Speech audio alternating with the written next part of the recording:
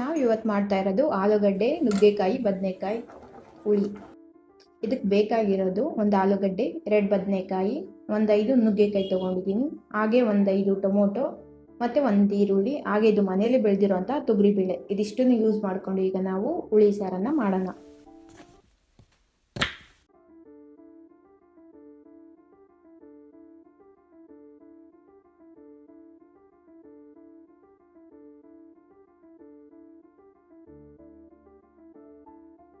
ಬದನೆಕಾಯಿನ ಕುಯ್ದಿದ ತಕ್ಷಣ ನೀರಿಗೆ ಹಾಕ್ಬಿಡ್ಬೇಕು, ಇಲ್ಲ ಅಂದರೆ ಬದನೆಕಾಯಿ ಕಪ್ಪಾಗ್ಬಿಡುತ್ತೆ. ಅದಕ್ಕೆ ಬದನೆಕಾಯಿನ ಕುಯ್ದಿದ ತಕ್ಷಣ ನೀರಿಗೆ ಹಾಕಬೇಕು. ಯಾವುದೇ ತರಕಾರಿನಾದರೂ ಕುಯ್ದ ಮೇಲೆ ಒಂದು ಸರಿ ಚೆಕ್ ಮಾಡ್ಕೋಬೇಕು. ಯಾಕೆಂದರೆ ಕೆಲವೊಂದು ತರಕಾರಿ ಮೇಲೆ ತಳಕು ಒಳಗೆ ಉಳ್ಕು ಅನ್ನೋ ರೀತಿ ಇರುತ್ತೆ. ಅದಕ್ಕೆ ಒಂದು ಸರಿ ಚೆಕ್ ಮಾಡಿ ಹಾಕ್ಕೋಬೇಕು.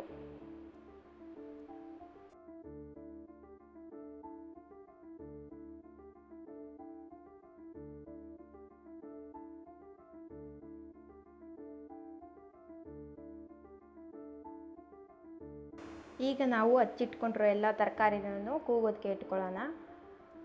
ಎಲ್ಲ ತರಕಾರಿ ಮತ್ತು ಟೊಮೊಟೊ, ತೊಗರಿಬೇಳೆ ಇವಿಷ್ಟನ್ನು ಸೇರಿಸಿ 2 ವಿಜಿಲ್ ಕೂಗಿಸ್ಕೊತೀನಿ. ನಾನು ಈ ತರಕಾರಿ ಮತ್ತು ಬೇಳೆಕಾಳು ಬೇಯಿಸ್ಕೊಳ್ಳೋದಕ್ಕೆ ಉಪ್ಪು ಹಾಕಲ್ಲ. ಯಾಕಂದರೆ ಉಪ್ಪು ಹಾಕಿಲ್ಲ ಅಂತಂದರೆ ಬೇಳೆ ಬೇಗ ಬೇಯುತ್ತೆ, ತರಕಾರಿ ಬೇಗ ಕದರಲ್ಲ. ಅದಕ್ಕೆ ನಾನು ಉಪ್ಪು ಹಾಕದೆ ಬೇಯಿಸ್ಕೊತೀನಿ.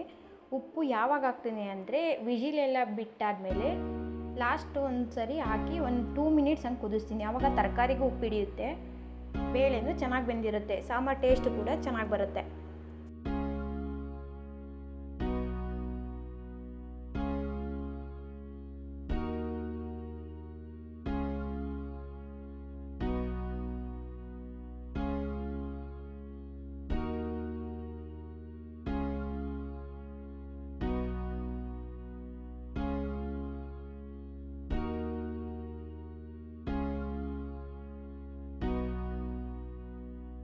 ಈಗ ಇದಕ್ಕೆ ಮಸಾಲೆ ರುಬ್ಬೋದಕ್ಕೆ ನಾನು ಇದರಲ್ಲಿ ಬೇಯಿಸಿಟ್ಟಿರುವಂತಹ ಟೊಮೊಟೊ ಜೊತೆಗೆ ಸ್ವಲ್ಪ ತೆಂಗಿನಕಾಯಿ, ಹಾಗೆ ಖಾರದ ಪುಡಿ ಮತ್ತು ಸಾಂಬಾರು ಪುಡಿ, ಸ್ವಲ್ಪ ಧನಿಯಾ ಪುಡಿ ಇಟ್ಕೊಂಡು ರುಬ್ಕೊತೀನಿ.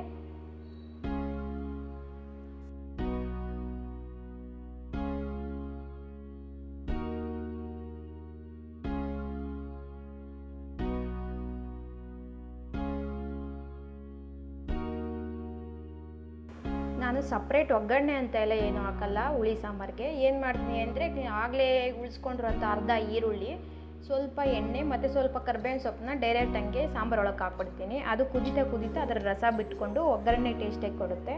ಈ ಥರ ಮಾಡೋದ್ರಿಂದ ಸಾಂಬಾರು ಟೇಸ್ಟ್ ಕೂಡ ಚೆನ್ನಾಗಾಗುತ್ತೆ.